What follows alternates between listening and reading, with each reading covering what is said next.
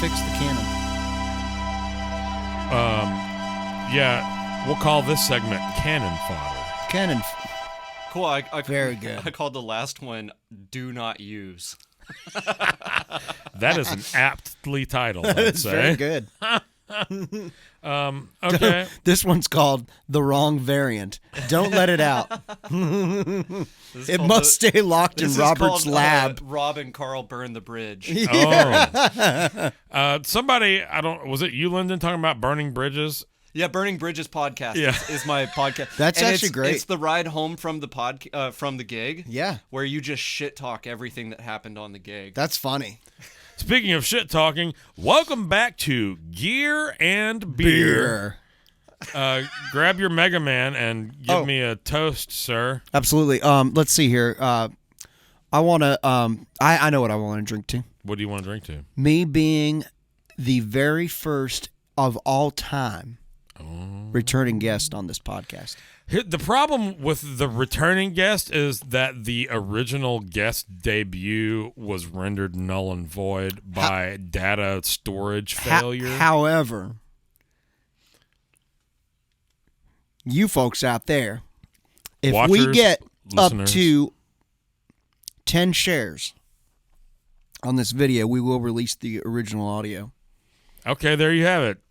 Carl is now in charge, and he has said if we get 10 shares of this podcast, and I have no idea how I'll track that, but I'll just take your word. I'm for one it. of them. Lyndon's two.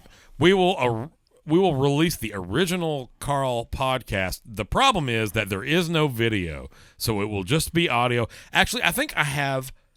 I think we did 4 segments based on the way these cameras are formatted, and I think I have the video from the last one. So it would be, I would just put up like a picture of you making a funny face for the first hour, and then the last 25 minutes. That'd be great. I think you also have the just the video of me.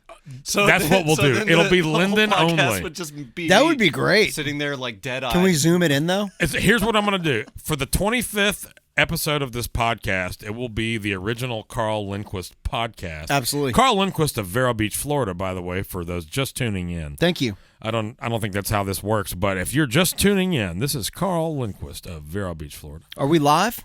We're doing it live. Yeah. F it. F it. F it. We're doing it live. I'll do it live. Sorry. No, but that's what I'll do. So 10 shares, and for the 25th episode, it'll be a Carl Lindquist podcast gym. Yeah. Well, it'll be a whole day of it. A whole day of streaming. Oh, okay. Yeah. Man. It's like, is growing. It's like, when by the Freeform moment. does a Harry Potter weekend. What is Freeform? It's a television network. Oh. I got nothing. Yeah, I'm the only one that watches TV. Well, I was just about to say, I'm a big fan of TV and movie and sport, but I find myself with less and less time now that I have a podcast and a cooking channel. Yeah. I spend all my screen time is editing. It would be like if MTV did a music weekend. Okay. Mm-hmm. But you said Harry Potter. Well, yeah, that's just because the first one that came to my mind is there was this network called Freeform, and they would always have these. All they just do is just air Harry Potter films in perpetuity for like 5 days straight. Well, that's the way those movie channels work for sure, because it'll be like Cinemax will run the Godfather trilogy back to back to back for like 39 days on one of their Cinemax East, West, North channel or whatever. It's kind of brilliant because like everyone wants to see it, but it's the same as like when the teacher puts the movie on in the class because they're hungover. Totally. Well, and another thing that they do is like these days, places Cinemax, Showtime, Stars, and HBO, they all have like 10 or 12 sub channels that they run content on. And so when Cinemax was doing that, I think it was Cinemax, there was actually 3 channels, and it was doing the same thing, but they were all at different points in different films. So if you were like trying to tune back in from whenever you had to go to work or go to bed, it'd be like easier to find your spot. Yeah. I always liked Kind of genius. I always liked that there was an Kind of HBO insidious. East and an HBO West.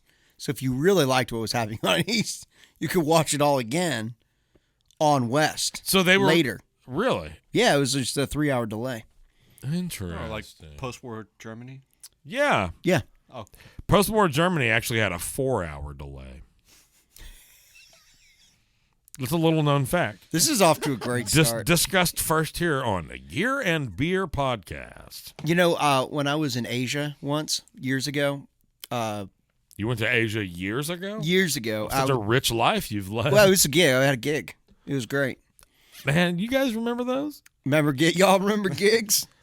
But there was only one HBO channel, and My it was beard the is only. tangled up in my mic. It's getting very exciting here. Hashtag Beard World Problems. Beard World problems. I apologize. We were in Asia Yeah, for a gig. For a gig, and I had this hotel room, and HBO. There was only one HBO channel, and it was the only one in English, so I'd only watch that, and then I began to long for more channels. So it does happen. There's a Narrow bandwidth of content does not make a happy watcher. no, it doesn't at all. Today's smorgasbord of like ways to consume video content is pretty excellent. I'm overwhelmed by all of it. And you know what? It is overwhelming. It has reached a point, and I think part of the overwhelming is because not only is everything has its own streaming with like so much extra content that you don't even know where to start, but there's also still live events that are being televised on a whole separate box that you have to have Yeah.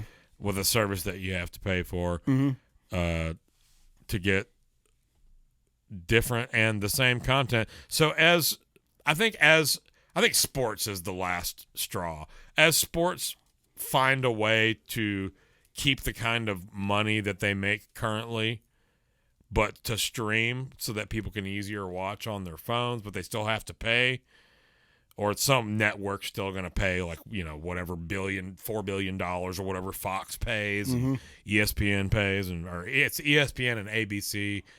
And that's, it's just I don't even know. There's so much going on there. Yeah. I think that's the last straw though, that when they figure out how to just stream with sports, I think that the days of the cable box and the direct TV dish on your house are pretty much gone. Yeah. Still got to get them internets though. I like talking about sporting events that they're like, oh, they got the contract for $4 billion. And then I'm like, wow, that's sounds like a good deal. And then we sit around, we're like, man, I'm probably going to get $75 for this gig today. That's great.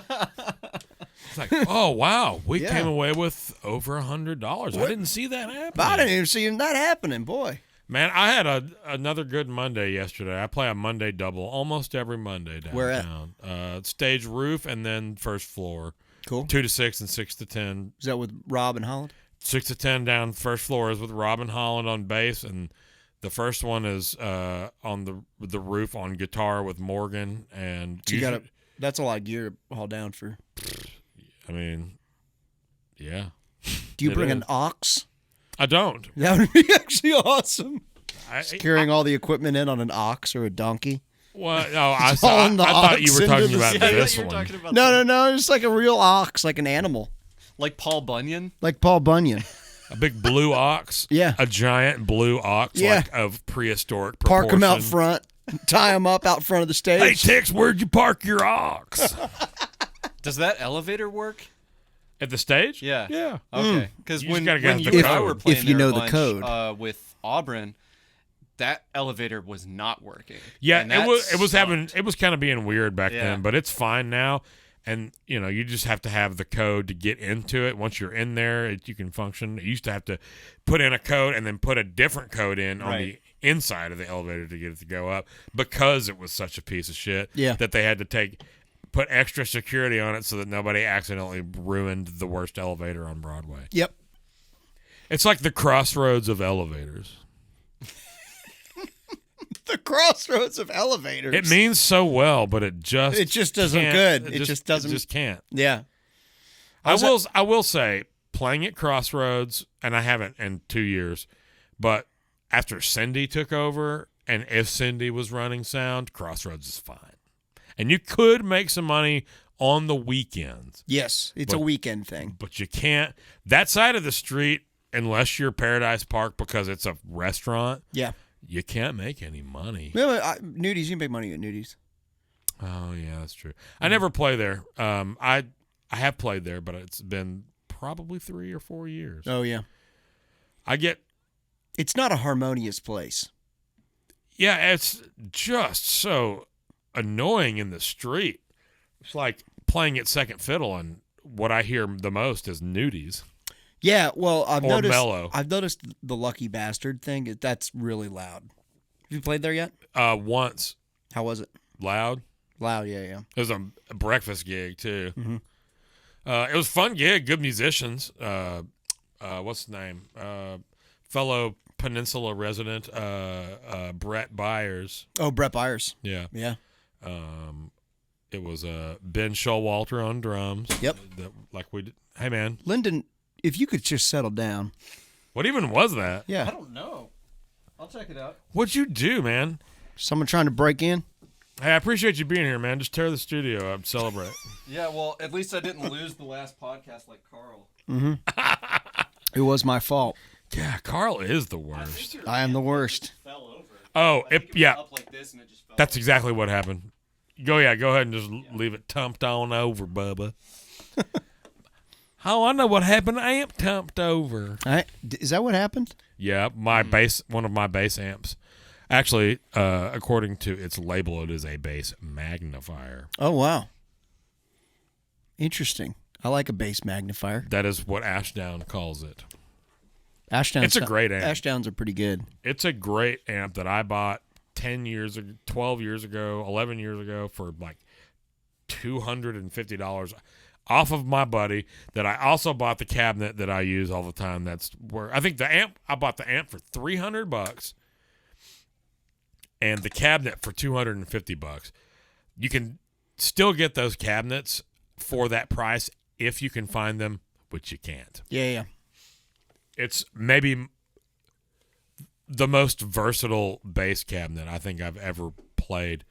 Like, Ampegs have a sound, Aguilar has a sound, Bergantino has a sound, Eden, like all these bass, Mark bass, they all have a color or whatever, and it's an approach to building their cabinets that, while there certainly is difference in cabinets for guitars, like the disparity is a much narrower scope on a guitar cabinet than it is for a bass cabinet. Really? It totally is. It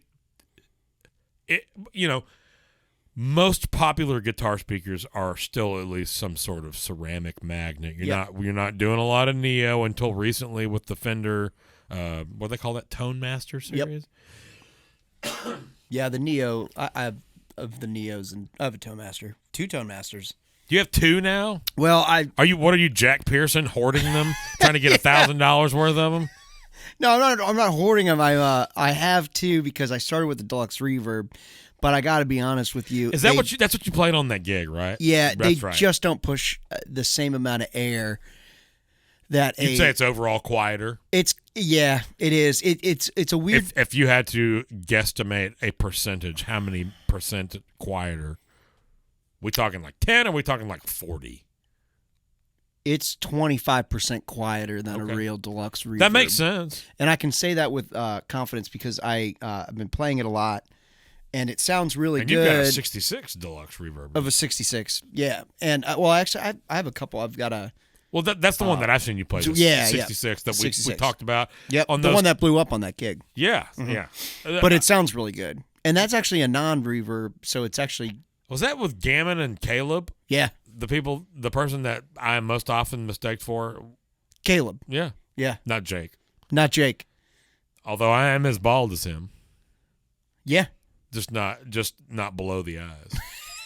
Just not below the eyes. That's good. I've never heard that before. Came up with it. Welcome back to Gear and Beer. Gear and Beer. No, so Tonemaster, 25% quieter. I had the deluxe reverb. I've been using it for a while. I got into a couple gig situations where I wish I had more headroom. So you had more volume, but it just breakup came with it, or does it kind of have a shelf? No, the the breakup comes with it. So it has a 100-watt digital amp. So which in theory is about the same as the Katana, but the Katana has significantly more headroom. You can run a Les Paul through it, and it's not going to get too muddy. But the deluxe reverb. Do you think it's the?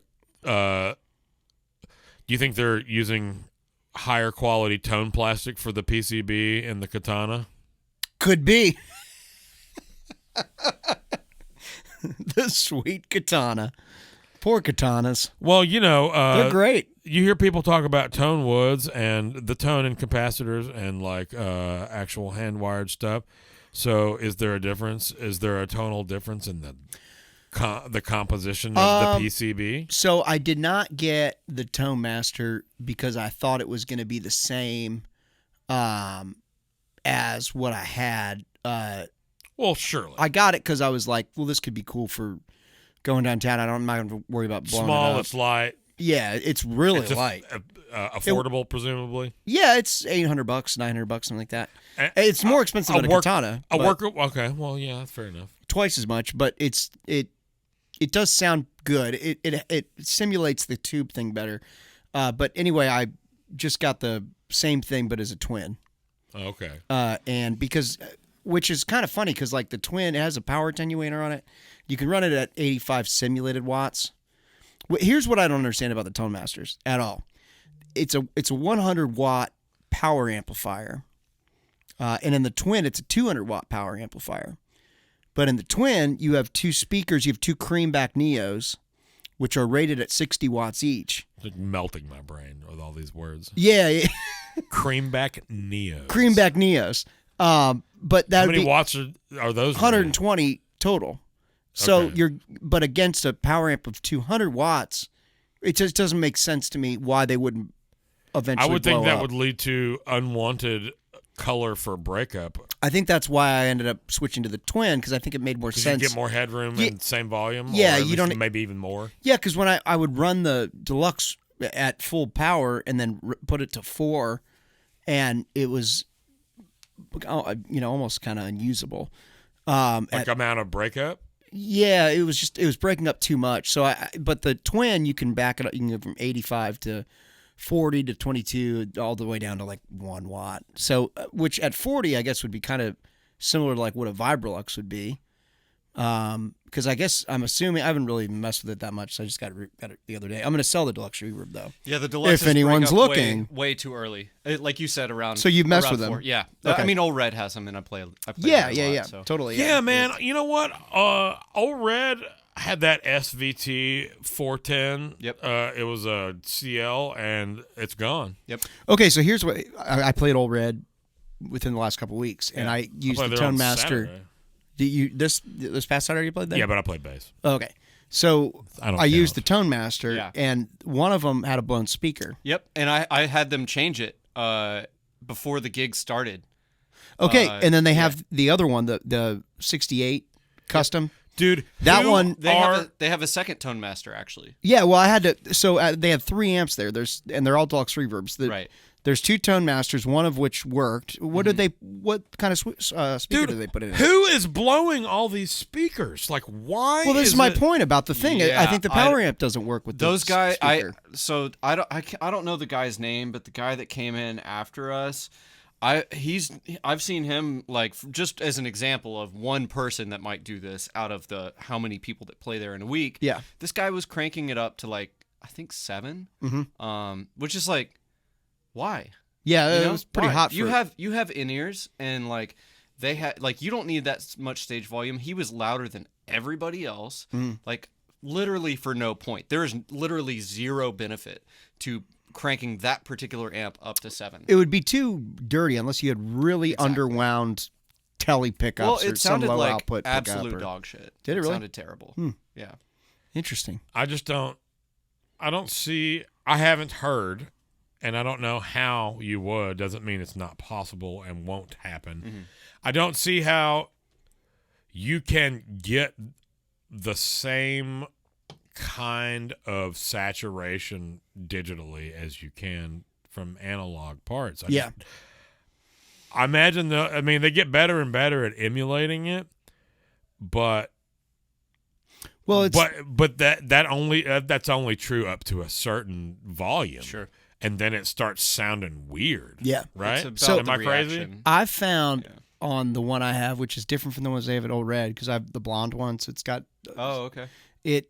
what that basically means is they do something different to the bright channel or the vibrato channel, and they put the selection in instead of the Jensen. But it sounds best at half power at about 5. Yeah, I don't know. It just sounded right. So Well, that's all that really matters. that's all that mattered. Yeah. So that's kind of how I'd been using Do it. you But play many non-ears gigs downtown? yeah, well, no, but when I do, that was the problem. Is I'd take it to a non-ears gig, and I'd be playing with a drummer that is loud, and I'm not even close to Somebody competing with it. Meat fisting it? Meat fisting it. Just love a good meat fisting. We're gonna have to take that part out, but No. no, let's not take that out. Hey, we're gonna have to edit that out later, and then we won't. We won't. But that is a way that drummers refer to certain drummers. Meat fisters? Yeah. meat fisted. Mm-hmm. It's just like dudes that bash, and that's as quietly as they can play. Yeah. Yeah. Louie's kind of a meat fister. I want to set up a feud with Louie for when he's on the podcast, and so then that he you can guys can talk shit about. and then each other? I'll have to come back on the podcast to then have to talk shit. Well, back we'll have to against make sure him. to lose more of your video. To get you back. Yeah, so I have to come back. I'm just gonna happen to misplace all of it. Louie needs multiple podcasts as well. He's very busy. Well, yeah, that's true. He never can do anything. No, he has a wife. Yeah, well, she's gone a lot lately. He still acts like she's home. He's probably like, I gotta hang with Angel and Earl. Sorry, you guys. I'll see y'all later. And I get it. I would rather hang with Angel and Earl. Yeah, Those are dogs. they're dogs. I have something I'd like to say, but I'll have to tell it to you later because it's pretty funny. Okay, I like funny stuff. Yeah. And I definitely don't want anyone to enjoy that. So, Save it for the Patreon. It's a little OnlyFans-ish for this right now. Yeah. okay, well, R.I.P. OnlyFans. I'll be sure to link Carl's OnlyFans. Oh yeah. It's coming to an end. Yeah. Yeah. Well, I wonder, did the government crack down on them or something? I don't know, but we're gonna No. That's we're not gonna get coming- all of our waitresses back. It's not coming to an end. What you are losing the ability. I heard somebody break this down on the radio. Yeah, I don't understand it.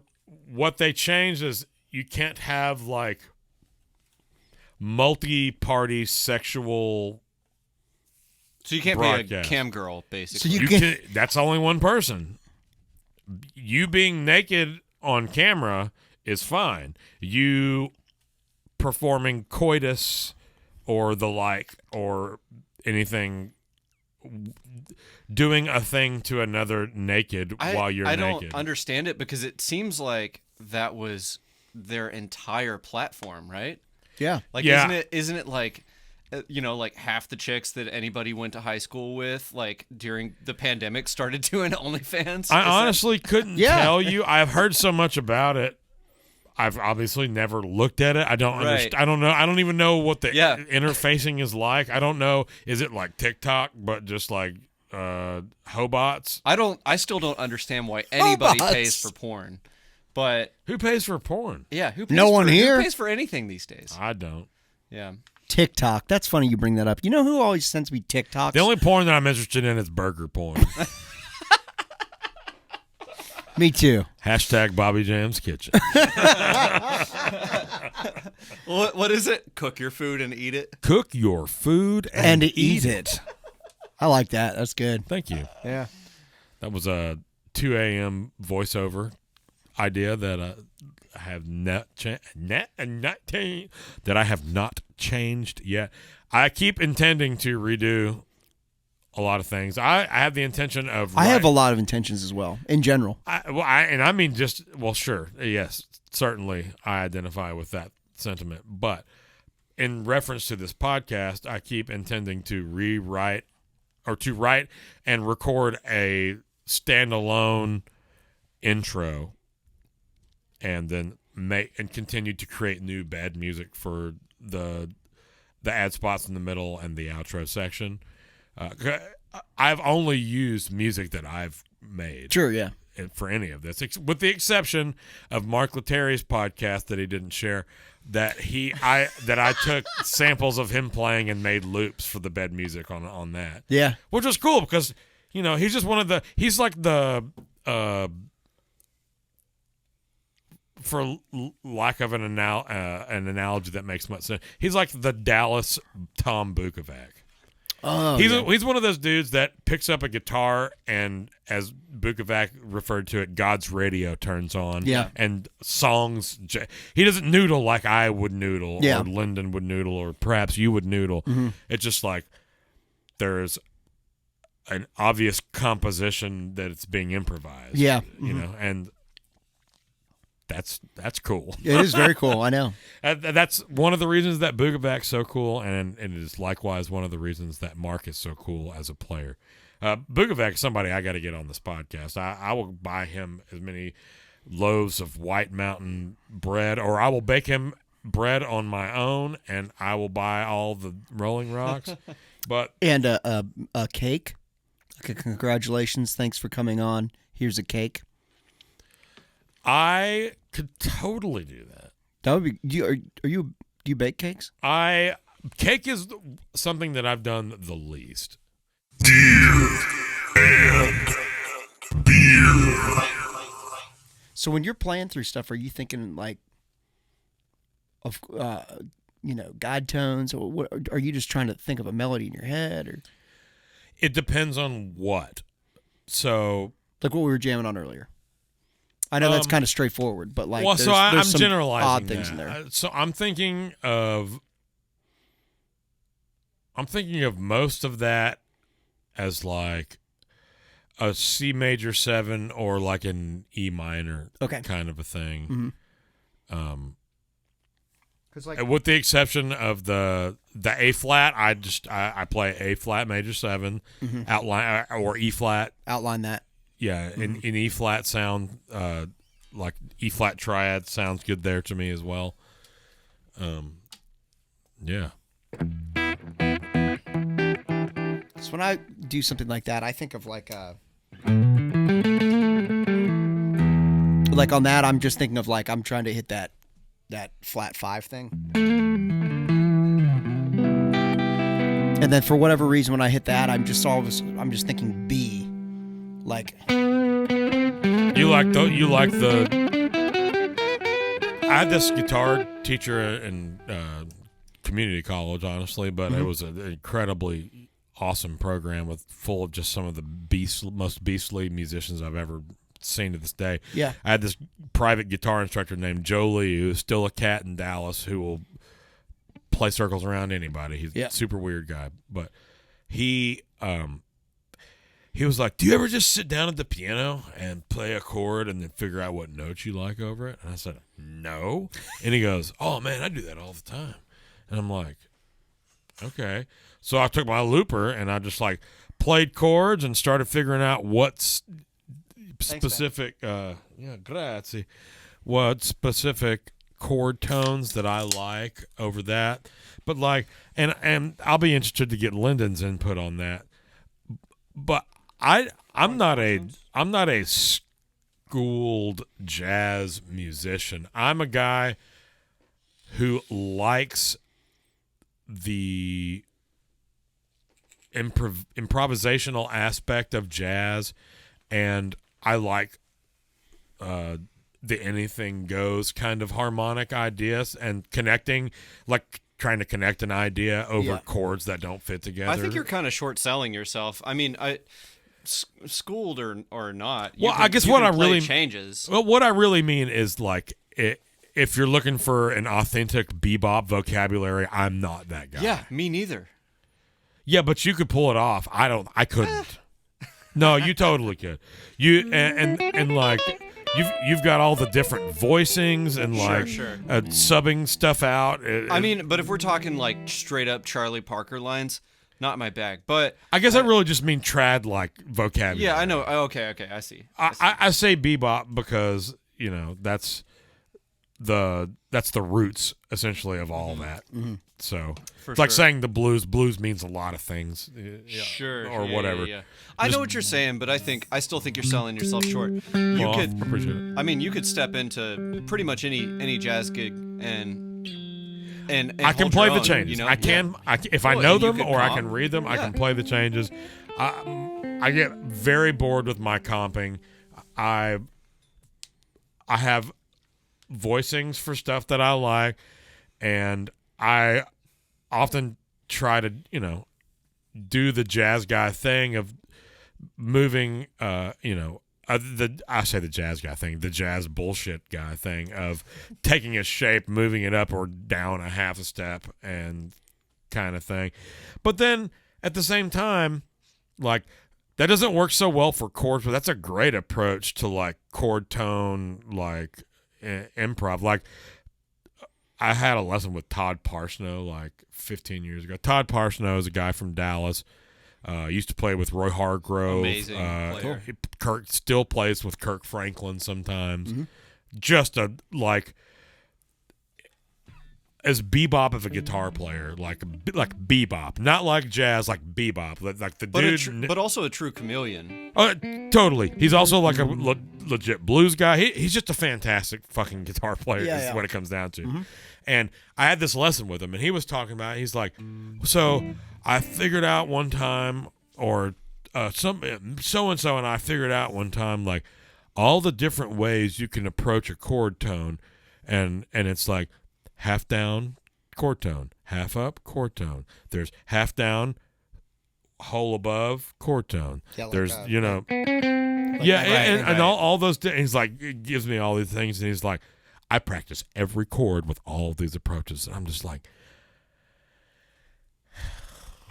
I'm just like, I mean, to be Overload. honest, Yeah. I had a lot of that at UNT, and because there's cool stuff there. They call though. it like chromatic enclosures. There is cool stuff there, but I'm kind of like you. Like, I think everybody learns a different way, right? And like, for me, it's like just finding dudes that I like that play real good and learning their stuff, and then like learning it so well that I don't really have to worry about whether or not it's going to be there. Do you know what I mean? That's something that I've gotten away from. So you transcribe a lot? Yeah, Do you? I do. I got to get back to it. Man. What do you use? What program?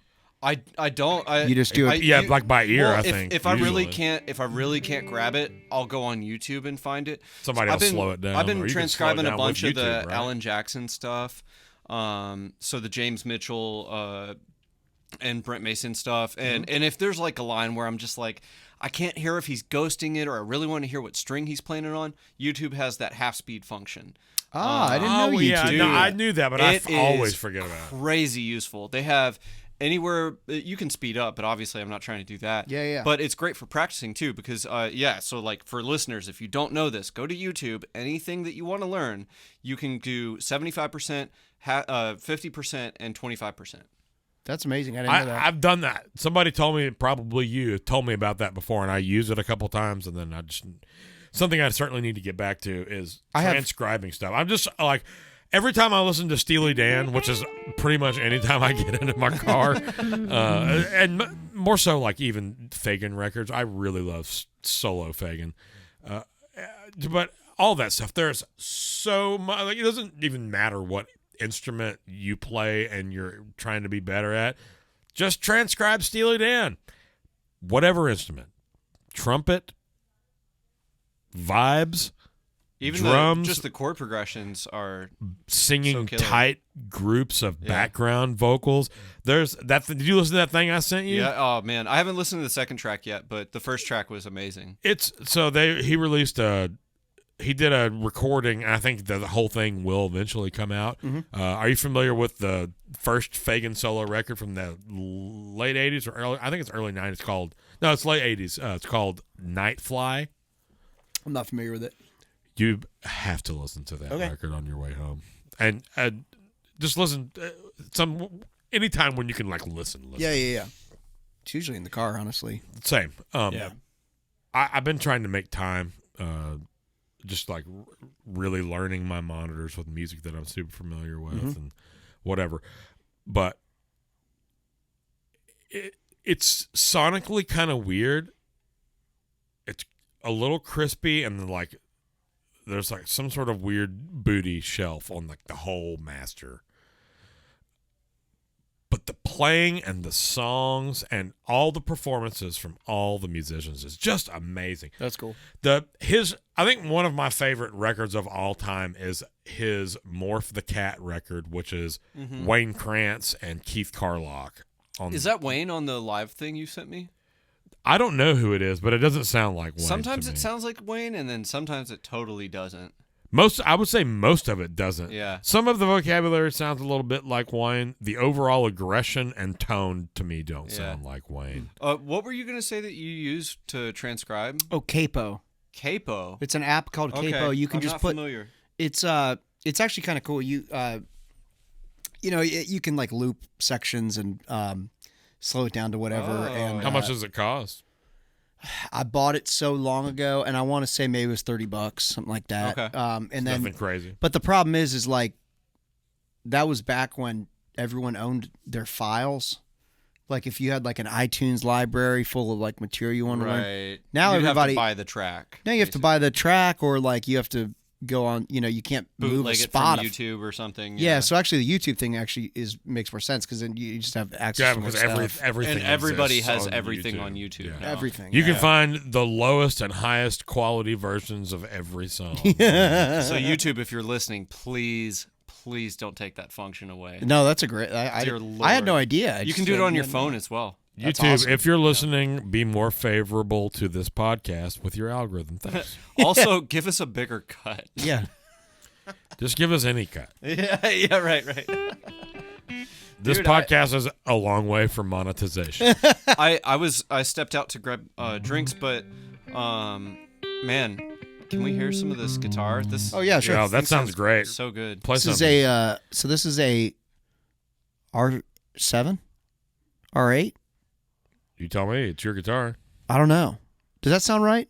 There's R7, there's R8, There's both of R9. those? I really don't know. It's an R7, I think. But 7s and 9s are the most and I don't know what year it common is. ones. It's Okay, a 13, I think is what it says. Well, that's the year that Bill Nash messed with it. So Oh, okay, I you found don't this know. at World Music back when they were. That's West Under- Side Charlotte? Yeah, they were under different ownership then.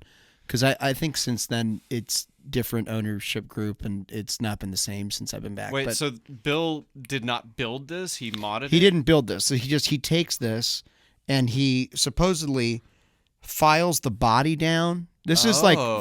from the salesman who was really great that was there at the time. It's not there anymore, but apparently, according to Bill, who this guy knew, they would bring the body down, which he said is closer to what a 58 would be. And listeners, if you can't see this right now, but if Mm-hmm. you go look on YouTube, there's good view of this. Good view of it. Yeah. Heavy relic that's got a beautifully checked And- top and headstock. Yep. And Bill Nash obviously does really good distressing. That wasn't surely necessarily does. what sold this for me. Distressing. How specific. it How is. specific, but what sold it for me? I mean, it just felt right. I don't know. It's got a feels telephone amazing. pole of a neck. Yeah. It's got a huge neck. And then I had ended up refretting it. Of course, everything needs to get refretted at some point. I And then should do that to my Strat because Does it need it? Yeah. they're almost 63 frets. Oh, really? Yeah. Yeah, it probably does need Oh, it. it's bad. And then I replaced the nut for tuning stability, really. And we were talking about that off the Mm-hmm. camera. But whatever I lost tone-wise by That's a very not having you a bone can nut. very you like easily see that plane. Yeah. It really holds tune great. And then my guitar tech suggested doing it over the however. Mm-hmm. Anyway, Better sustain for sure. and from what I know, the Bill Nash replaces the pickups with Lawler. DiMarzio blues breakers in this one. I thought he always Blues used buckers. Lawlers. Okay. Not on this one. This is a really odd guitar. So he just basically takes it, redoes it, and then and he probably I'm sure did just a doesn't- handful. I'm about to say he probably doesn't do it anymore. No. This was back probably when he was still working on So it too. what like general era would you say this guitar was actually built in? Oh, well, I don't know the year that I have a R7s and R9s were like early aughts, right? I have a serial number. Okay, I don't so know it's if you not, want to look it's it not up. vintage. No. So he makes it essentially vintage Yes, specs. He specs. R7 and R9s are custom shop 57 and 59 Les Paul reissues. Oh, okay. So this is a custom shop. It's a Yes. custom shot. Yeah. Oh, so It's it's a already custom a nice custom guitar. shop. It's an awesome guitar. It's a custom.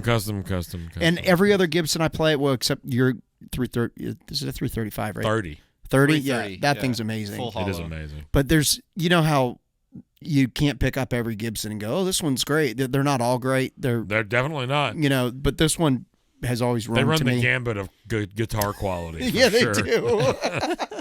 But I don't know. Yeah, so And it's irrespective of price or absolutely. build attention for some Absolutely. reason. Well, I have an SG I got during the pandemic, so I was recording. I didn't have Yeah, one. you brought that to the Lost Files. And that'll be when we get our 10th chair that will become available. If we get 10 shares, the 25th episode will be We'll air. the Lost Years. Lost years. But I got this SG at down in Florida, and It's actually pronounced Flada. Florida, down in Florida, and it, for whatever reason, I don't know, the guy that worked on it for me up here was like, yeah, this one's odd. Like, I Who guess worked on who Joe worked on Bavona. it? We talked about it on the Yeah, Lost he Years. is the guitargurutennessee.com, I think is his website. But Is he the guy I should take my 63 for a refretting? Absolutely. This guy cares so much about his work. I've been through a lot of techs, and all of us have. I mean, if you're watching this, then obviously you've probably been to a fair amount because you care about your instrument. But this guy really does a good job. I have used British Audio a few times, and it was always great work. Really? But I always kind of surprised based on what all the things that I've heard. Mm-hmm. I've only had positive experiences there, but I know for a fact that there's been turnover since I was first going there when I first moved to town. Oh, yeah. Have you been into British Audio lately? They don't sell anything anymore. Oh, really? Oh, no, they really? took everything out. They only work on stuff now. Huh. There's no guitars, no amps, nothing for sale. Smart, because all That's probably where all the money was anyway. everything that they had in there was crap. Yeah. I mean, who wants to buy that? You got working pros in, the third largest hub for music entertainment in the United States. Yeah. You might even be able to argue that more comes out of here than comes out of New York. I think so. These days, yeah. That's what I mean. Just based on the current socio-political, economic Right. climate of that we are navigating. It's kind of crazy. Yeah. Actually, to think about that, because what a small place this It's a is. small community. But I love that I'm better. sorry, I digress. Yeah. I every time I went in there, I was like, "Oh, cool! I'm gonna drop this off, and I'll see see if I can find something cool." And it's just like, stuff geared towards sales to a middle school kid's parent. Yeah, I know. You know? Yeah. What was that line they were carrying a bunch of? It's Yeah, I know what you're talking about. I was trying Oh, to yeah. called stuff you- vintage. Yeah, I think it is. You're right. It was like is. some sort of But like Asian $500 builder. top price range. Yeah, but and they would copy. Les Pauls and stuff. mostly, yeah. But it was like kind of meh. Yeah, it was definitely No, everything in there was straight booty. Mm-hmm. Yeah, well, they had like a fair amount of resale stuff, Mm-hmm. and some of that was cool, but like, I mean, obviously you're just going in there to get stuff fixed, That's the only reason I ever went. They had a in. couple of vintage amps in there. That They were nice. selling Kempers for a while, and I'm sure that they did well on that because I think they did a deal with Michael Britt, and they were selling his loaded, or Kempers loaded with all of his stuff, and I'm sure that was probably a pretty good deal. I've never heard that. Man, If you like Kempers, This is is that where you want part of the podcast? Did we just where open up a Rob- can of worms? This is the well, they sound good, but I just don't. I've never played through one, and I don't own one, and I certainly haven't gigged through one. I have one. Man, have you met Justin Butler? No, who's that? Justin Butler loves Kempers. In fact, he also loves everything digital. Last his I favorite. heard, he loves was everything, running a Quilter Power Block 200. That's what I heard. through a single 200 You know, watt. you know what I Neo want to speaker. do? I want to I want to, but it's not in a cabinet. I want to take my Tonemaster. It's welded to the floor. I want to take my Tonemaster Deluxe Reverb and text him, hey man, I got the Deluxe Reverb. Can you do some work on it? It's got some weird, I think I want to take the bright cap out of it and then just bring him the Tonemaster. Dude, please do that, please.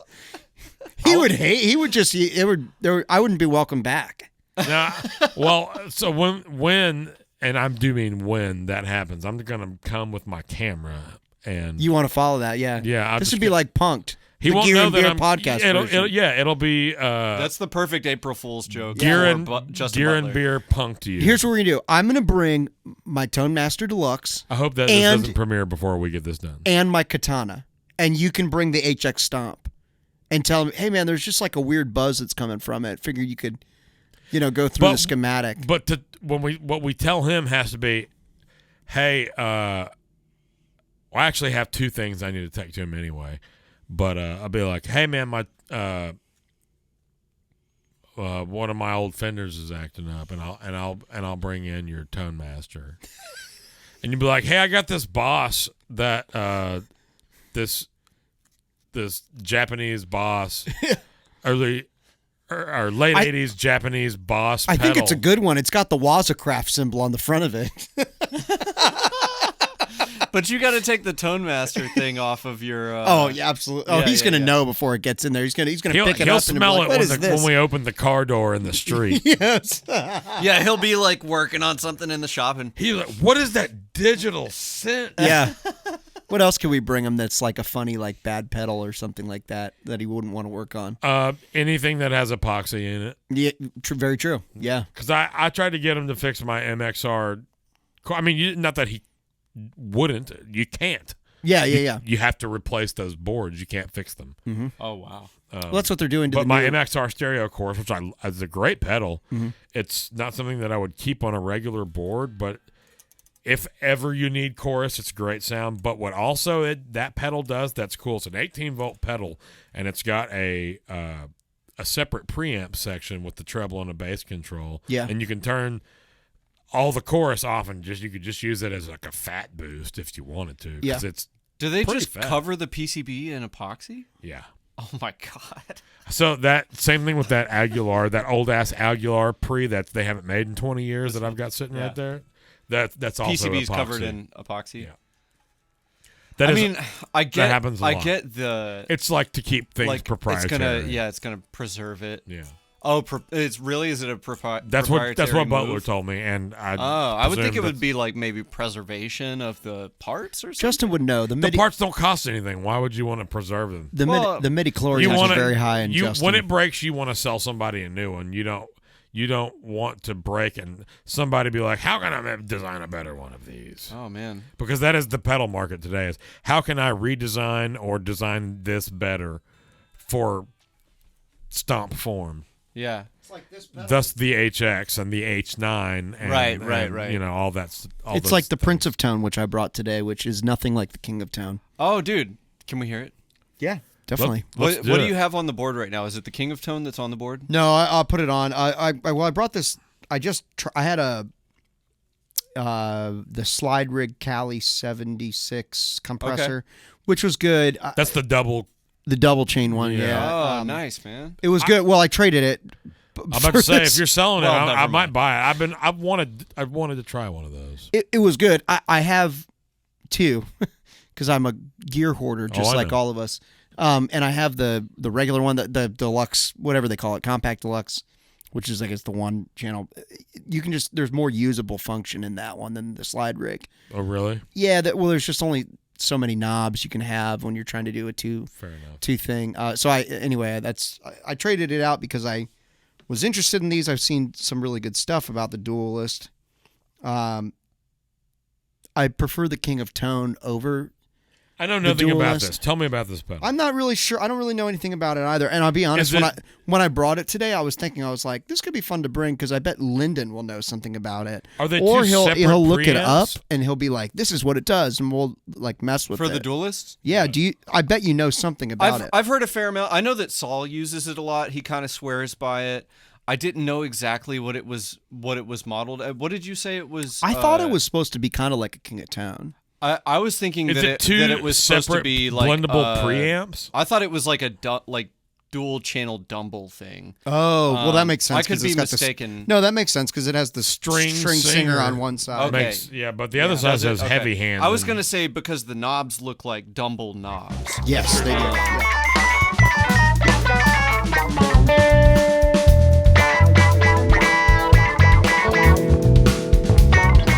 You are listening to the Gear and Beer Podcast. Today's episode is sponsored by Bobby Jam's Kitchen. Want to take your home cooking to the next level? Need new recipe ideas or meal inspiration? Like, follow, and subscribe to Bobby Jam's Kitchen on YouTube and Instagram at Bobby Jam's Kitchen. Cook your food and eat it.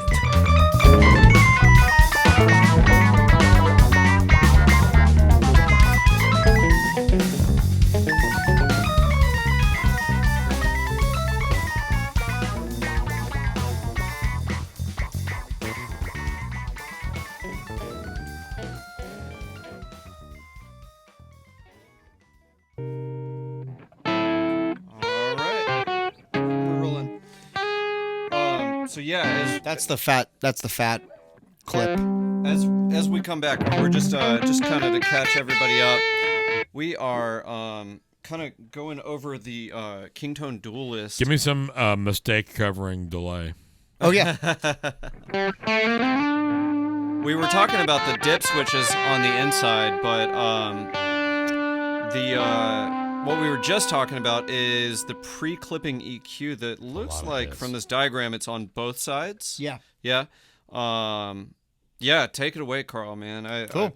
Well, we have the heavy hand on right now. So try B, and it does sound really good. I mean, that's a fat sound. Yeah. That's a great. And Rob, you're still bridge pickup, volume Yeah. backed off a little bit, right? No, volume wide open, You're tone wide open. Okay. Cool.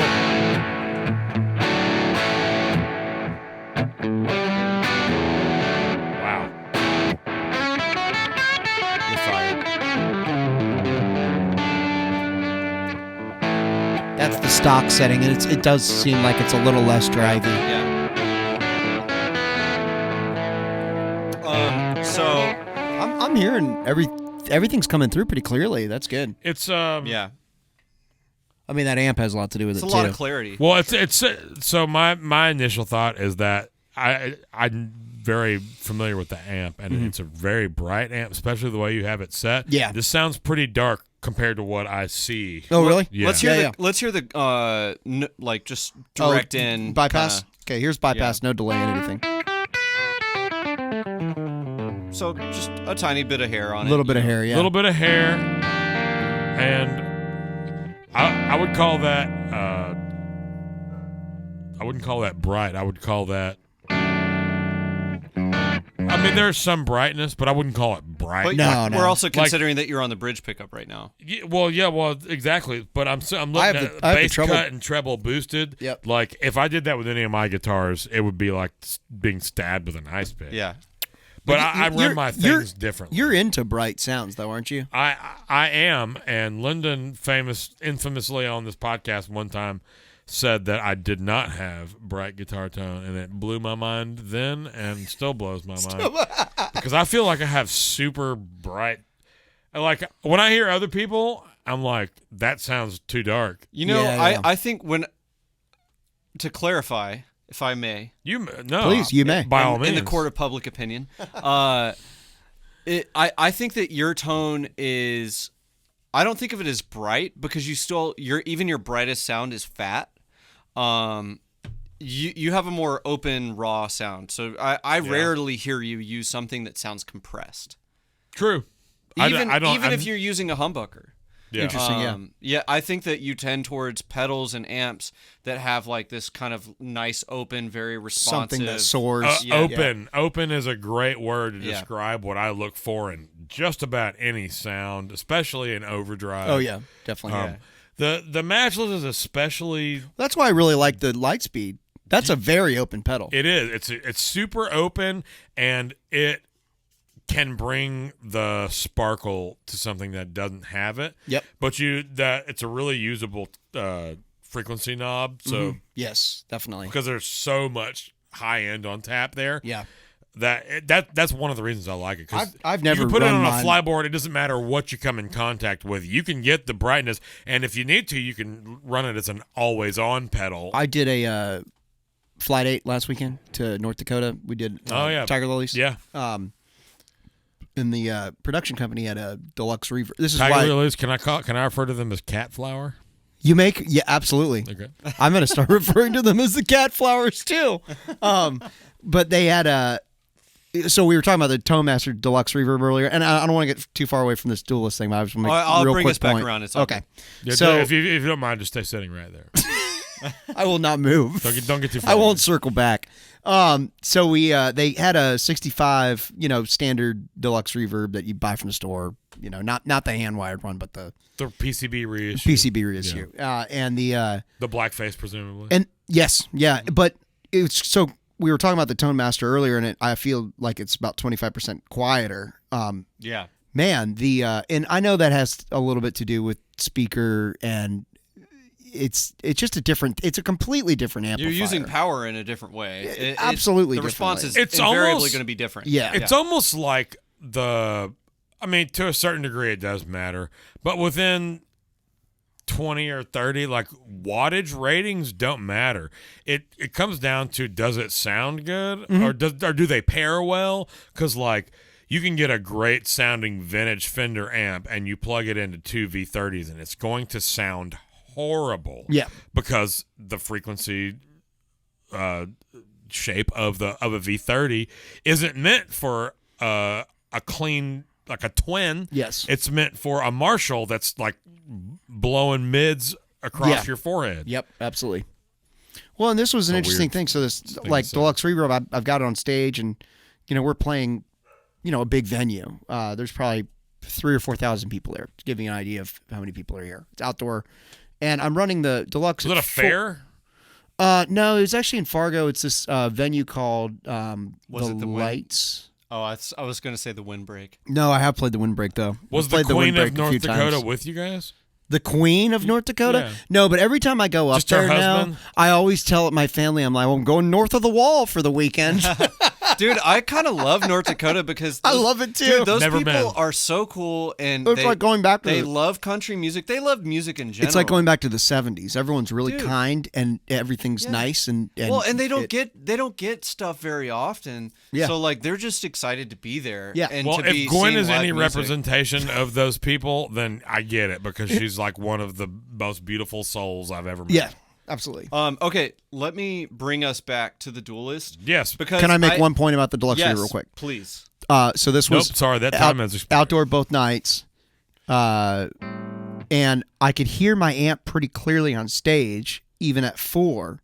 Whereas if I'm playing down at Whiskey Row with the Tonemaster, if I don't have my ears in, I just don't have much definition. What amp did you have? This was The Tonemaster? The deluxe. I didn't have the Oh, you Tonemaster had the endorsed reissue. with the reissue. PCB and reissue. it's Okay. just louder, and there's something about the way it pushes air. That's my workhorse amp, man. I take it. I've put a Cannabis Rex in it, clipped the bright cap on the vibrato yeah. channel, the whole thing that you normally do. Yep. That amp sounds great. If the guitar is good, that amp sounds great. So I brought this LSL. I'll show you in a minute, but I ran the same board. So I use 81 for heavier drives, and then Lightspeed for everything else. And Lightspeed just makes everything sound good. And that was my point that I was trying to make. As a workhorse amp, I would so choose the 65 reissue over the Tonemaster Yeah. any day. Have you messed with the 68? Is that the silver face one? Yeah. Tonemaster or reissue? Oh, reissue. Yeah. Not. Reissue is the one that is at Old Red. They Yeah, actually yeah. don't have the Tonemaster. I don't Well, like that one needs new tubes because breakup- I tried turning it on and it was only putting out half output. I used it before the pandemic. Was it because working then? Yeah, it was. I didn't like it. The breakup is way too early. It breaks up at 3. Yes. It sounds, and the breakup's not pretty. No. And I like pedal platform. If I'm using a Fender, I like pedal platform. Yeah, you want it. Yeah. You know, you kind of know what you're getting when it's clean at 3 or 4. You Yep, know. Definitely. Okay. Back to So the anyway, Duelist. back to the Duelist. Yeah. We've heard So this is still bypass. just bypass. So I want to go back and I want to hit this. This is the B side. Let's hear it wide open. Heavy-handed.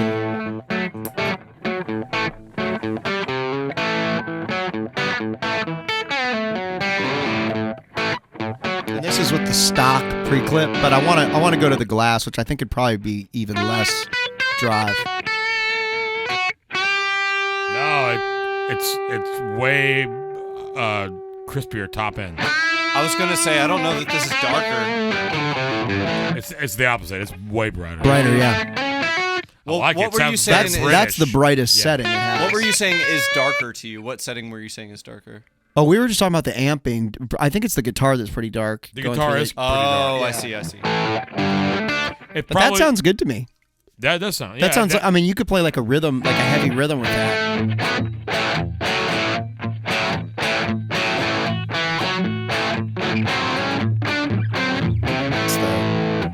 That's pretty fat too.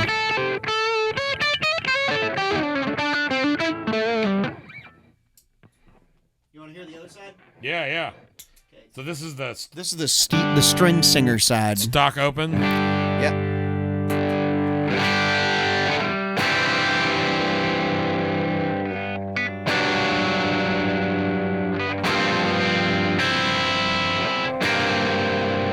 I mean, that seems drivey like the other side too.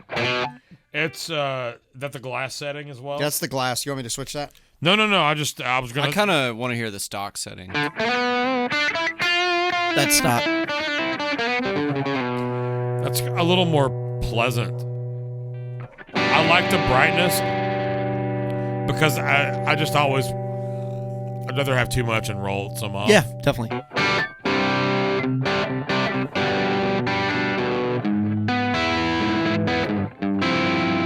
But I hear the notes coming through. I mean, it's not covering. I was going to say there's a lot of clarity in there. Yeah. You want to hear the fat setting? Yeah. Please. Yeah. Let's hear the Robert setting.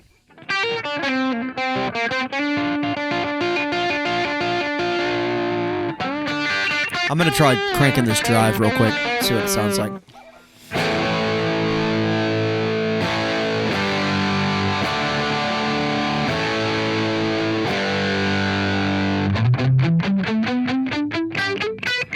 Please enjoy the sounds of Robert's garage opening. Here's some delay. Yeah, about to say, give me some suck cover.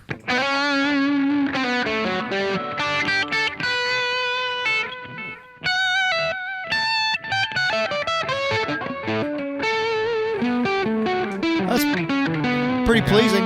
Yeah, I like it. Yeah. You want to hear it against the light speed? Absolutely. Yes. Okay, I'm going to turn it off. Here's the light speed.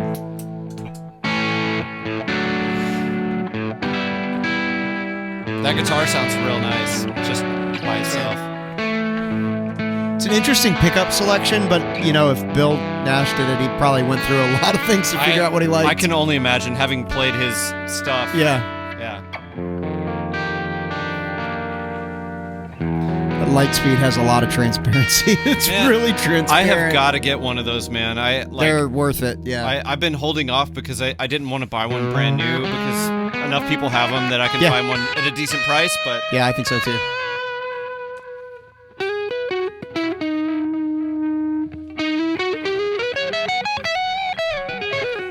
hey, Rob, can we hear that with the volume backed off a little bit?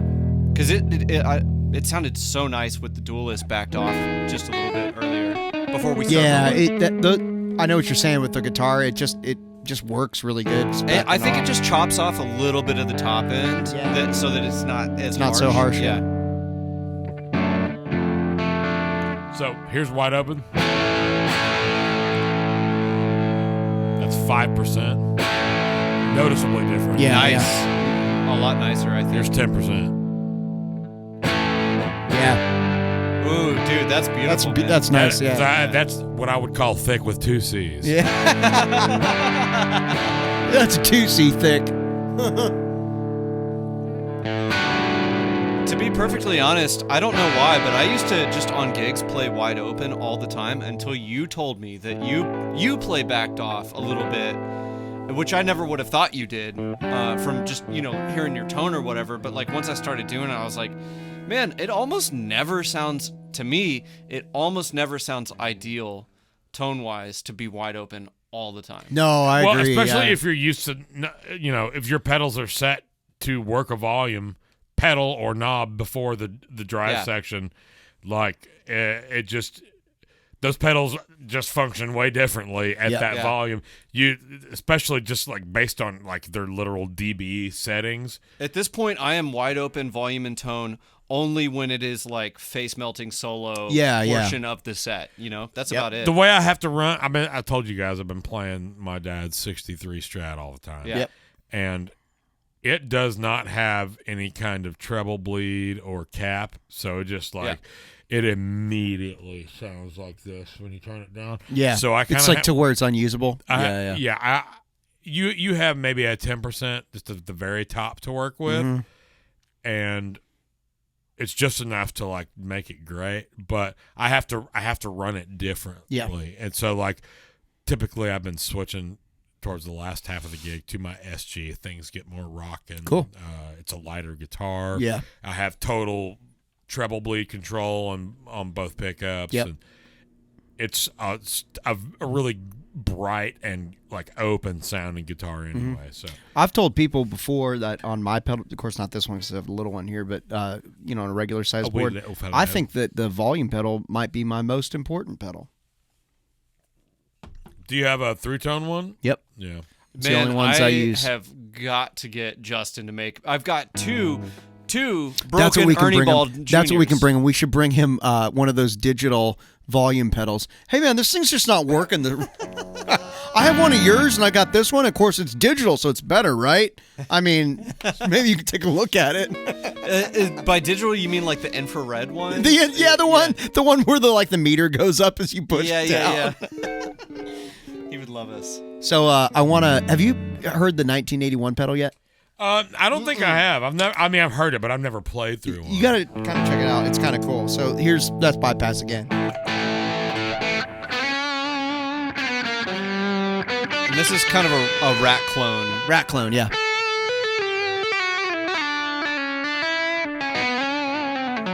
But clone is putting it nicely since some of the reissues. It's so much. Yeah, there's a lot done to it. It's good for heavy. I like that you get all the saturation, but you don't.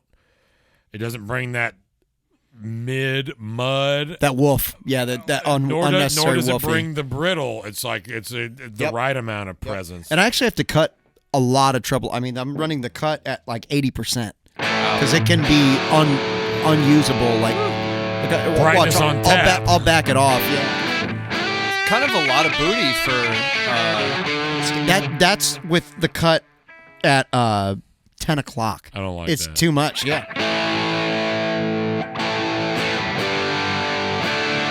And it does sound good with more Sounds volume big. to it. It's big. Yeah. It's good. Like if you're doing a cover gig, you got to play like that. Journey. Yeah, it works for that.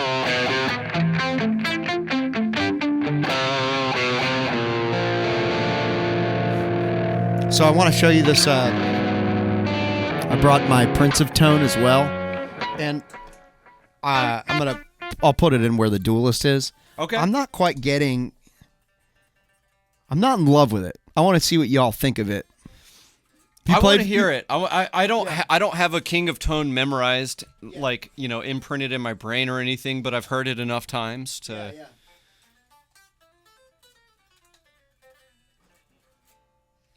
The last guitar player on this podcast had one of those on her board. Oh yeah, that's right. Who'd you have on? Lindsay Miller. Oh, cool.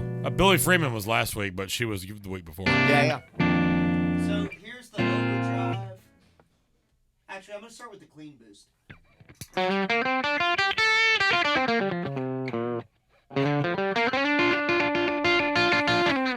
And the clean boost is my favorite of the settings. Okay. And that's what it is. It's Is on that now. on right now? Yep. Can I get an AB?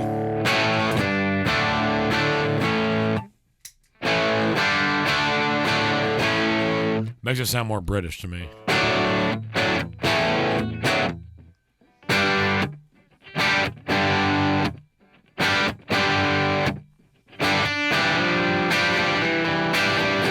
So I'm going to switch it to the overdrive clip. I like that setting. That to me is the most usable one that it has. Cool. Now this is what I don't like, is the overdrive setting. It's weird. What is it about that makes it unpleasing? I don't know what it is. It's a upper mids the characteristic. Clipping. Yeah. The clipping sounds, and part of that is the just the function of speaker emulation. You can hear more of that upper mid stuff. Mm-hmm. Like, turning one of those Fenders on and in the room is going to sound totally different than their closest emulation. Also, to be fair, that Matchless is kind of picky about pedals. No, it totally is. You know, I think I like the way that you put it once best.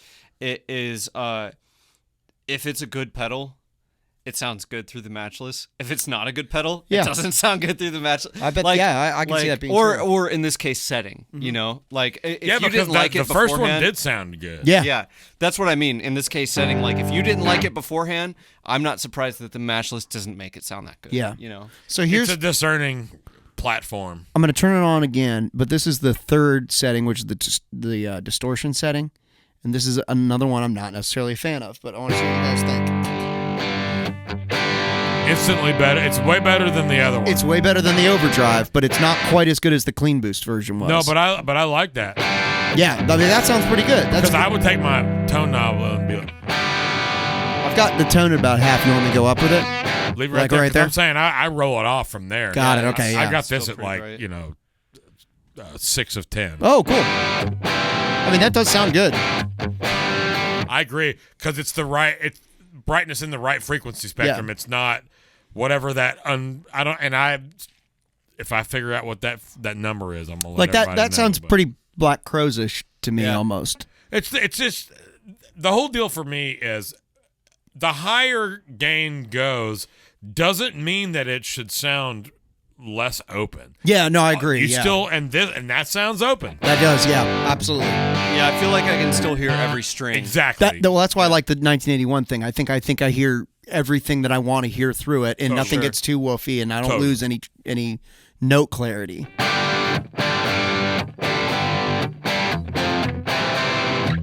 Like that sounds good. That's good. So there's two settings on the printed tone that are pretty usable. Yeah, but that was I maybe really like like that first one. Halfway rolled back on the tone. This is wide open tone. That's a little that's a little crispy. Yeah, roll it off on the pedal.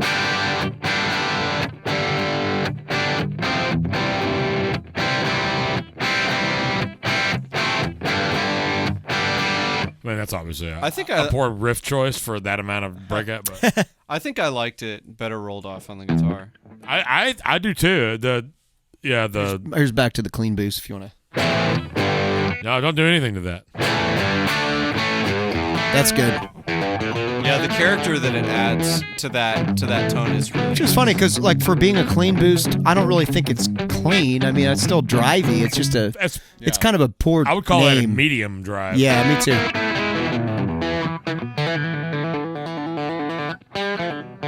So getting back to that whole Tonemaster against the Katana thing just for a second, the reason I stopped using the Katana is that I ended up swapping the speaker for a Texas Heat, thinking that would be because I didn't. It got really hairy around the low mids. Higher wattage rating or something? Higher wattage rating, but then it ended up that all my pedals going through it just weren't breaking up the right way, and I just kind of fell out of favor with it. Yeah. So I switched to and that is the one good thing about the Tonemaster is it does break up, but I mean it does handle pedals pretty well for being a solid state amp. Tonemaster's pretty damn close to pretty close to the reverb, man. It's just once you start catching the amp breakup, is when it becomes noticeable. So if I'm at Old Red, I run it at 3.5 max. Yeah, and through the mic, it's perfect. It's fine. It's great. And the only time you'd miss it and want a different amp is if you're playing at a situation where you're on wedges and they're not very good, and really it's just more about stage volume than anything. It doesn't do that thing well. Yeah. Well, that's why you should play real amps. That's the case for bringing a real amp downtown. Let's check out this Tele with a P90 and a I would love to. humbucker Yeah. after these messages. Yeah.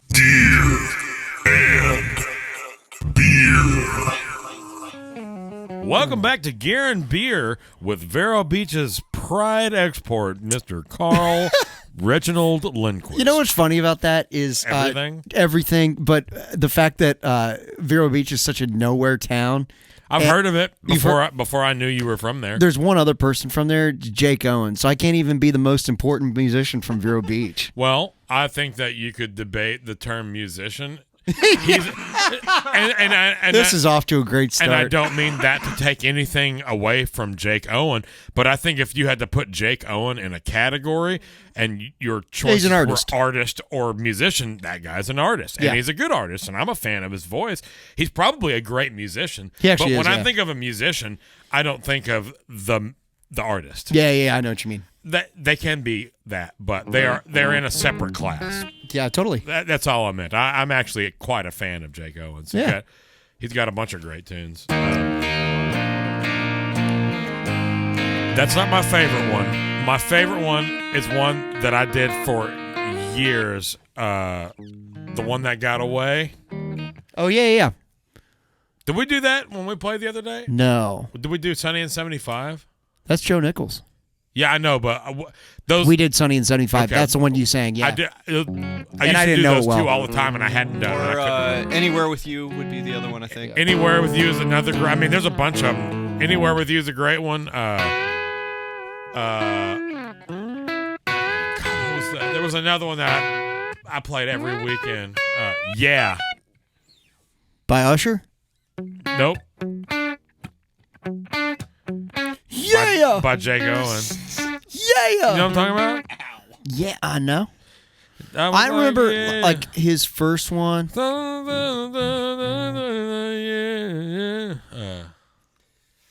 yeah. You know what I'm talking about? No. Oh. He said, "Oh yeah." I will murder everyone. So now that we're back, No, I'm looking it up. I'm digging this guitar, man. That guitar sounds great. It's super open. I think that I feel like I'm yelling. I'm sorry. I feel they're like that is a roasted maple neck. Yes, it's a roasted maple neck, and I thought that was going to be a good thing, but I realized later. I think it adds brightness. Was my point. Yes, because it's cooked, so it's a harder, drier wood. Here's the only thing I have to say negative about it is that I come to learn that it makes it a little bit more sensitive to temperature changes. Okay. So if you're outside playing with it, I always have to bring my truss rod adjuster because I've found Is that drastic? it can be like the way I have this thing set up. It's like I notice when it moves a little bit, and it does. How do you have it set up? Well, it's just really straight. I just don't have much relief in it. Okay. And so I'll start hearing like things buzzing because I do have the action set pretty low on it. But it's a really good guitar. So it's LSL is the company, which I've come to learn. Yeah, it's by Joe Nichols, not Jake Owen. I'm a jerk. That's all right. So what you're saying is you're a Joe Nichols fan. Yeah, right. Remember this one? Yeah. It was like a 2014 jam. And I was like, yeah. That one.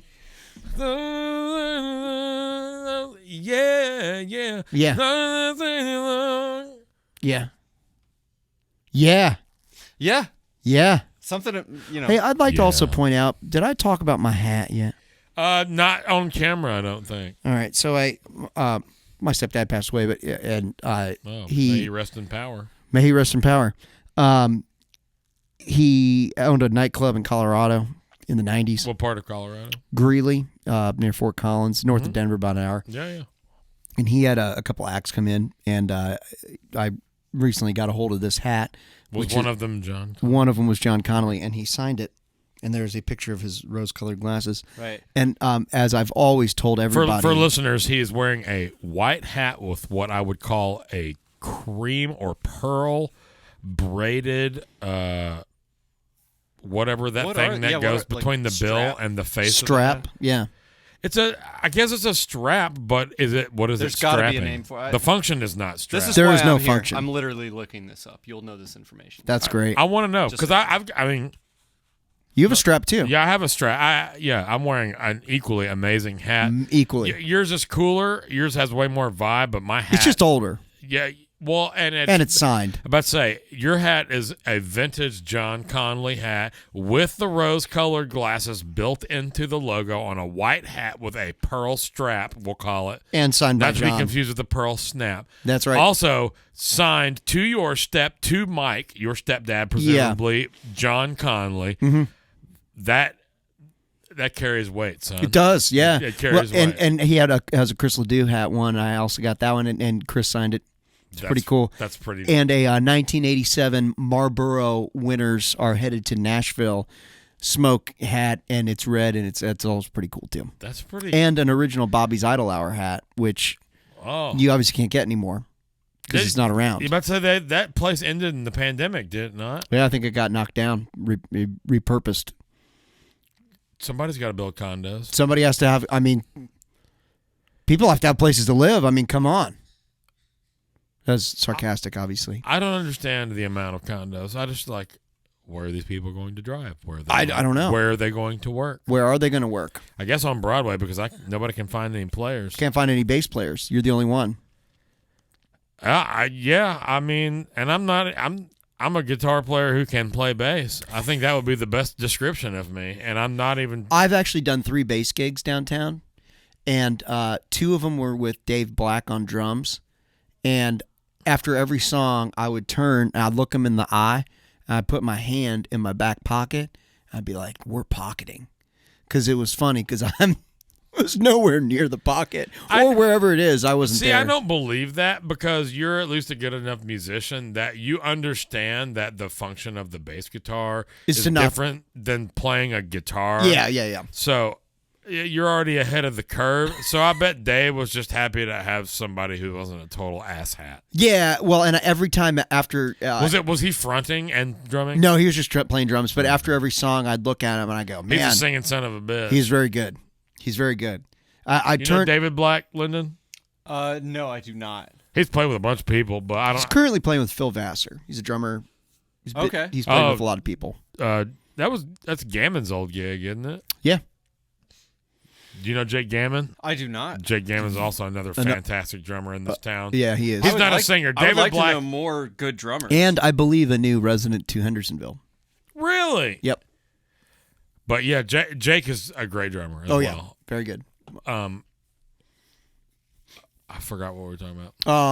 So Dave, I kept telling him David Black, as I was playing bass. I was asking London if he I kept being like, man, I better stop being so good because I might get insert new bro country act here.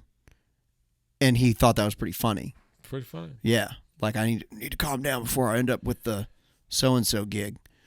You know, you could do worse than ending up with the so-and-so gig. Sure. Yeah. But anyway, it was pretty fun. So anyway. It is fun, but... Here's the sweet but guitar. I gotta, hang on. I gotta put that in check a little bit because I just don't like that way of looking at it. Okay. And I don't want to be one of those guys because as soon as I moved here, it was very clear there was a couple of different camps. You might even say there was a few different camps. Uh-huh. There's the guys who are great. It could not be more clear they wish they were anywhere else. Yep. There are the guys who are great, but their chemical dependencies prevented them from being there. Mm-hmm. And then there are the guys who had no fucking business being anywhere near the stage. And they were but they were the best from whatever town of 8 people that they were from, and they were like, you have to go to Nashville. And you know what? Props to them for doing it and trying it, but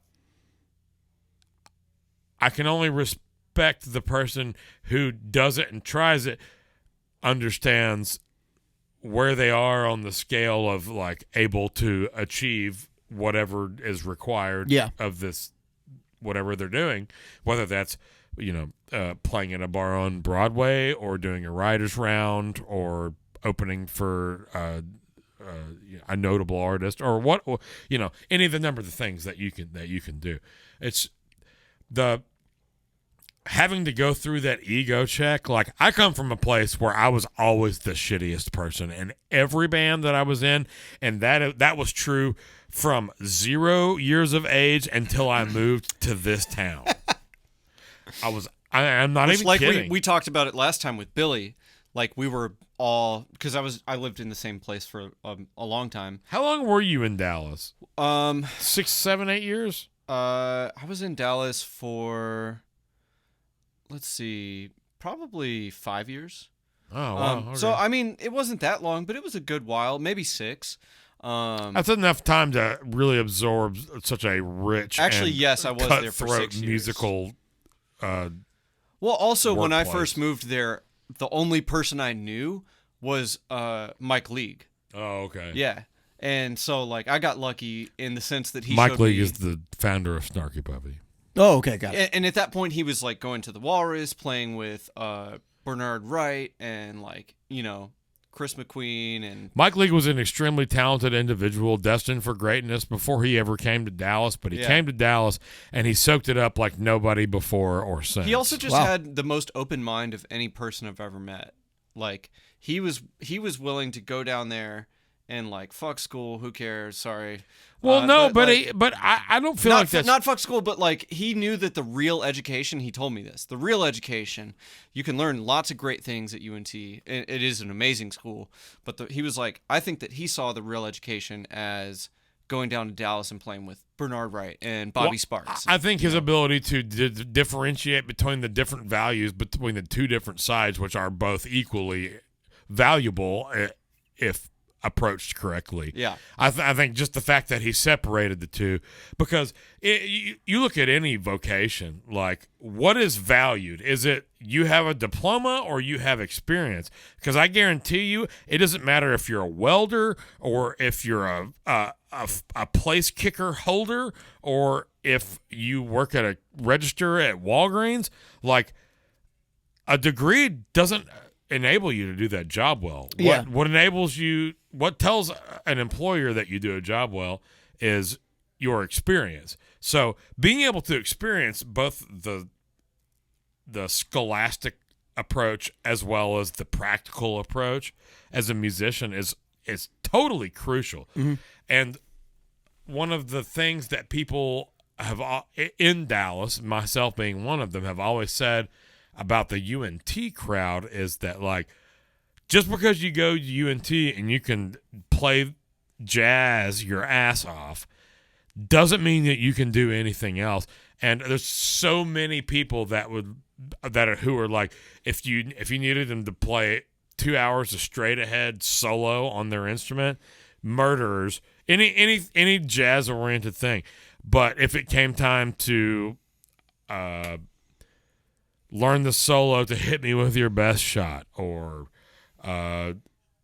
play Barracuda or learn a slide part or whatever, like, they're not your guy. And they don't get it, and it's not a application that they have spent any time. Or play a consistent rhythm for more than 4 measures. Yeah, or like be able to do anything in the yeah, pocket. Right, it's right. like all of their focus from an early age, because people in college are obviously young, undeveloped minds, Not mature. Yeah, they're musically, especially. They're not mature, but, like, there's still a disparity between levels of ability, and people that deserve to be there oftentimes are appreciative of a broad scope of different styles, and they work on all these different things. But there's a large percentage of the people that came to UNT who understood this harmonic vocabulary, and that was, like, where their abilities stopped. They didn't have any feel, they didn't have any ears, they didn't have any... And like you said, it's real world experience. Well, I totally. think it was like, it was really cool to see not just Mike, but, like, that crew of guys, and then also like just anybody else that lived in Dallas, like that went to those jams, was like you're willingly putting yourself in the position of being the worst person in the band at that moment because the house band was so good. Yeah. You know. I mean, me and last week's podcast guest, Billy Freeman. I've known Billy since I was in high school. We're from the same hometown. We didn't go to the same high school. We weren't like friends as kids.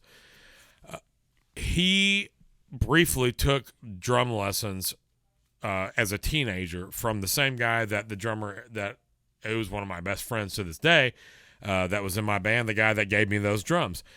They took from the same guys, and Scott took from this guy for a long time, and they had a much deeper relationship than like drum teacher and student. They went through a spiritual thing, like a whole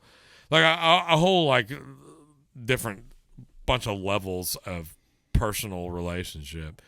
But Billy just had a few lessons from this guy, and then we worked in the same scene as this guy as we were older. Billy has been a working drummer since he was like 11 years old or something. That was not me. I was the original band guy until Billy brought to my world view that playing in cover bands and things, so you could earn money and you could like whatever. I don't even remember what the hell I was talking about. But what was I talking about? Anyone? I mean, we just kind of got off on the Dallas scene, and I believe that one guitar player or something got us there. I'm sorry, I remember. My point was that Billy Freeman, who plays for Dustin Lynch and is one of the single best musicians I've ever met, we're from the same place. Neither one of us went to music school, but we had the, notable influence of playing with all of these cats that went to music school, as well as all of the cats from like the black church scene and all of the cats from like the metal and the rock scene and like all these different influences. And I, to this day, I, as a professional, the way I try to operate is whoever's on the other end of that phone, whatever they're asking me for, whether it's Meshuggah calling me for they need a bass player, or if Alan Jackson needs a guitar player, or if Bela Fleck needs somebody to come play tambourine. Like I want to be as good as I can at all of the things. I want to play all the kinds of music. I want to do all the styles. I want all the different kinds of guitars with the pickup configurations, which brings me back to this amazing guitar. I've got some P90 questions. The P90 in the neck and the humbucker in the bridge. It's a weird combo. It seems almost backwards. Yeah. Yeah. I don't agree with that, because a P90 is a pretty open sound. I have a reason for that, and for me, it's that I have that Les Paul Special double cutaway. Sounds awesome. The neck, and it could just be the particular pickup. The neck is super dark, and I already think of P90s as being like sort of it literally is just an overwound single coil, right? That's what they are, literally. But it doesn't sound ice picky to me on the bridge position. It just sounds like a rock and roll machine. Well, because of the overwound, it doesn't get that ice pick it's thing. It's so dark in the neck position. This one's pretty dark. So I'm curious. I don't.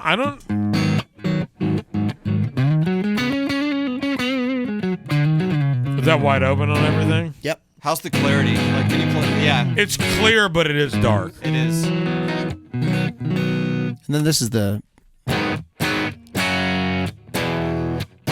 Man, that sounds so good. Now, what's cool about this guitar? Yeah, the humbucker sounds good. Is it does have a tap on it. So the humbucker becomes a single coil. So you've got just one, or does it blend in the neck pickup?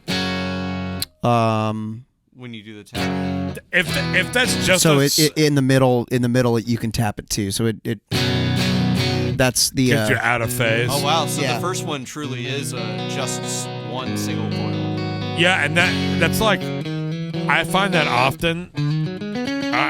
I found every time that I've had a coil tap that one or the other didn't sound good. Yeah, this one sounds pretty good on both of them. I totally like if I agree. run with the light speed.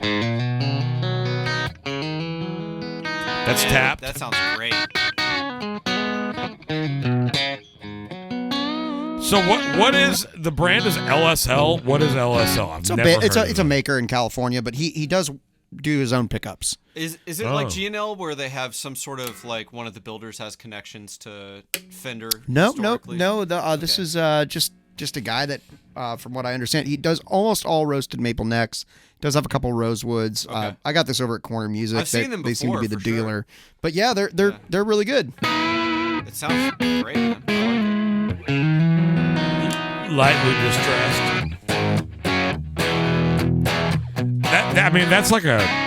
That's a rock guitar by design. Absolutely, yeah. But and then it But cleans the up tap pretty good gives when you versatility. yeah, and you're backing it off a little bit. You know, Is there a treble bleed in that? I don't know the answer to that. Okay. It sounds kind of like There's some sort of cap. It may not necessarily be a treble bleed circuit. because that's backed off quite a bit. Yeah, that. There's a cap and a resistor. I don't know that you could call it a treble bleed, but it definitely changes the scope of the volume. Having a hard time. I cut my There it nails is. from having a hard. There it is. Don't give us your excuse. Hey, that's cool.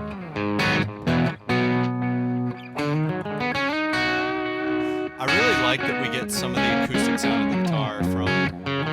Yeah, it gives a true representation of the like sonic richness of the guitar. Yeah. because you So, get yeah, that play it a little bit. slightly. You get some like ambient. nice attack on it.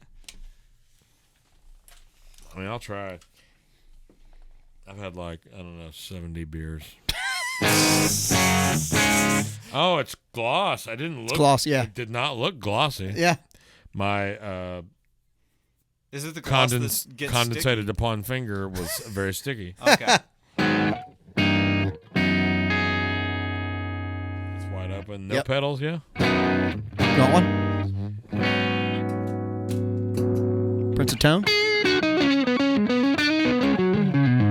No, I don't like it. They're hit or miss. The light speed does sound a little bit better. Yeah, it's... That now I found the neck pickup with the P90 is much more usable with the drive pedal.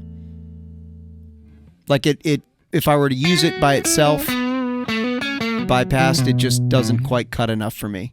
And I don't know how to raise it and lower it, even though it has screws in it. I don't. It's almost like it's at a set. Is the light Height. on right now? Yep. Okay.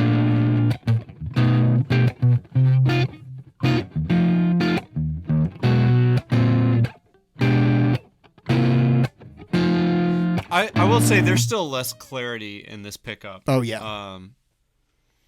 Do you know what P90 it is? Do you know who made it? He makes it. Yeah, the He just winds it LSL himself. makes both of the pickups, yeah. Yeah. Ah. And it could be that if I raised it a little bit more, it might be a little bit more usable. It might just be too far from the string. 'Cause it's really dark. Yeah, I agree. But I mean, I It's honestly not that think far that's because the poles are pretty tall. I Are they? just kind of think that's a characteristic of P90s is Yeah. that they just get dark real They get quick. real dark. Yep. But it's totally a rock and roll machine. It's a rock. I mean, that right there sounds great though. The bridge pickup is It's where money. it's at. Yeah. That's where it's at. Yep.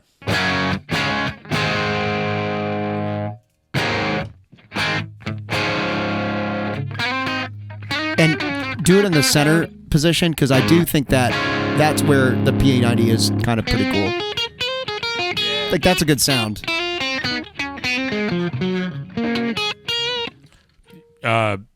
I sound so terrible right now. It's all right. We're gonna auto tune you. I'll grit it. Can I borrow somebody else's hands?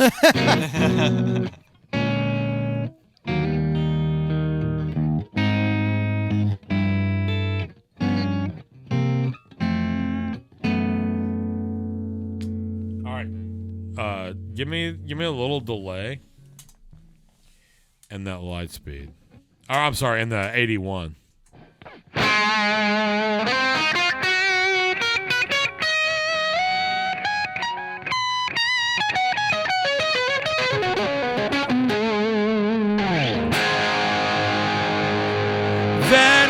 sound of Carl Lindquist podcast.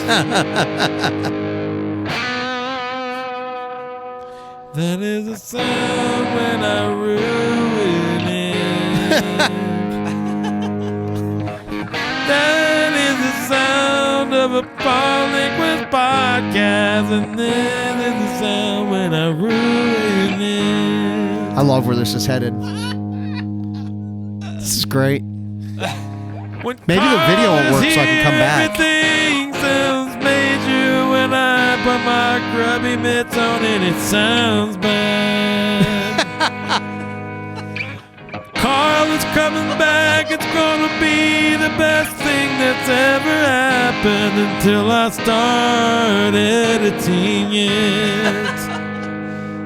Let's turn all the pedals Ladies on. and gentlemen, we're turning all the pedals on We're for putting one them all. final hurrah. Carl Lindquist, there's nothing left here's to do all but of 'em. to roll out the red Here's- carpet for you, my friend. Here's all of 'em. So Here- camera one and camera one and camera one. Tell them what you've got going in your life. I have so much going on, but I'm not really sure because the Delta variant's here and no one's sure of anything anymore. Carl is here despite all of the COVID. Now the Ooh. variant. 3 overdrives all at When once. they kill us, it will suck.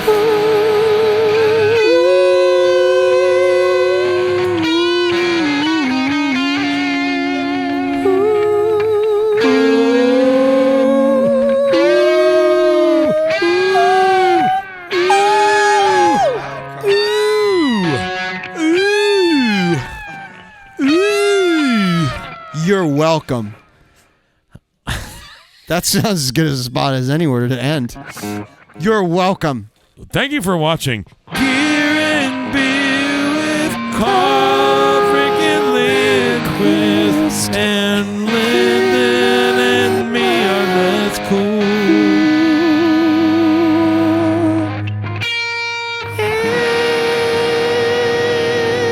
Hey, can you turn on some more overdrives?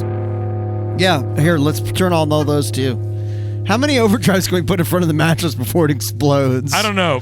Carl Lindquist from Vero Beach, See you next time. Nashville's pride, Vero Beach's finest export. Thank you to London McCarty, Twistin' and Tweakin', Mxr, and all of the things social you do for us and send money. Thank you. Love you guys. Bye. Thank you for listening to the Gear and Beer podcast. Make sure and subscribe and turn on notifications for our channels, and if you haven't already, follow our Instagram and YouTube channels.